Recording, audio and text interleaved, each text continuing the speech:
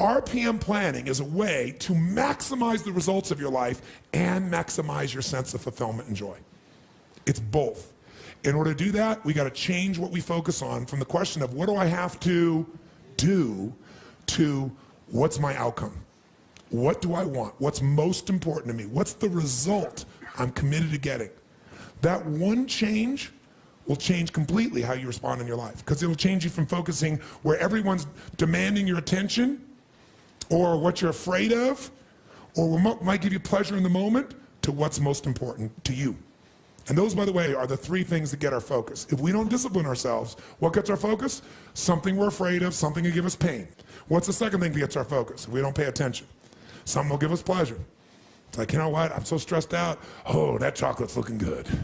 Oh, that, I'm gonna go over to have my little coffee, my smoke a mocha doka, cream this thing and that thing, and I'm gonna escape for a few moments. Because the focus is how to feel good. How to not feel bad, how to feel good. What's the third thing that gets your focus? Other people's demands. It's not necessarily there are more demands, it's just that we're accessible to more demands. And if you don't know what you want, and you don't know why it's a must for you to achieve it, and you don't have a plan, I can promise you something. You're gonna fit in everybody else's plan. And you're gonna wonder why you're stressed. And you're gonna wonder why I'm not fulfilled. What is time? How do you know when it's a long time, or how do you know when it's a short time? It's not because it's 10 minutes or 10 hours. How many have been in 10 hours and time flew because you loved what you're doing, didn't have any sense of time whatsoever? How many have had that experience? Say aye. How many have had 10 minutes feel like 10 years you want to kill somebody to get out of the situation? So what is time? Time is emotion. Got to remember that time is emotion. What you're really managing is emotion. Another word for that would be meaning or fulfillment. Focus is power, but you got to take it. Take it back. Take back that power. And you got to know when you do have that focus, how to chunk it, how to group it so you're not overwhelmed. Let me show you how to make it simpler. When mass information is coming at you, you get overwhelmed. Most of us are great deletion creatures. We delete most of life. Right now, there are millions of things around you could be focusing on, thinking about, giving meanings to, making decisions about what to do. Millions. And when you think about what it's going to take to do something, usually it takes a lot, and you're not going to want to do it. So I'll do it when? Later. As my Australian friends would say, later.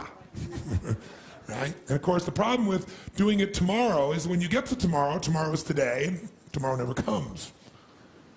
So, and you keep promising yourself. By the way, what does this do to you emotionally when you keep breaking your own promises with yourself? Or you keep failing to do things that you know are important? Does it increase your level of certainty and confidence? No.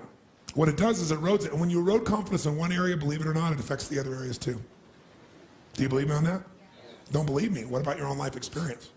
Maybe not one area, but it starts to be multiple areas, it sure does. Another reason why somebody doesn't exercise or do anything is because they don't just chunk it too big, they chunk it in too many details. So remember this. Remember this. Change is never a matter of ability. It's always a matter of motivation. I'll say that again. Change is never a matter of ability. It's always a matter of motivation or drive, having strong enough reasons. If you got a strong enough reason, you could figure out the time, couldn't you? So the biggest part of life and time management is knowing what you want and having enough reasons to follow through. But there is one more piece. If you make enough reasons to follow through and you know what you want, but you make the task overwhelming, you'll be overwhelmed. What you focus on, you feel. What you feel, you are moved to somehow actuate. But if you only focus on what you don't want, or what's stressful in your life, what you can't control, or what you screwed up on, or what you messed up on in the past, you're not going to get where you want to be. Chunking is power. You don't want to over chunk where you're trying to bite the whole darn thing together. You also don't want to under chunk where you make a million pieces of something. What is chunking? It's taking all that's coming at you and putting it into idealized size groups that your mind can handle. See, science has proven the human brain, consciously, we can only handle what they call 7 ± 2 chunks of information. It's a term that they describe in science, that human beings can only handle 7 ± 2 chunks of information at one time.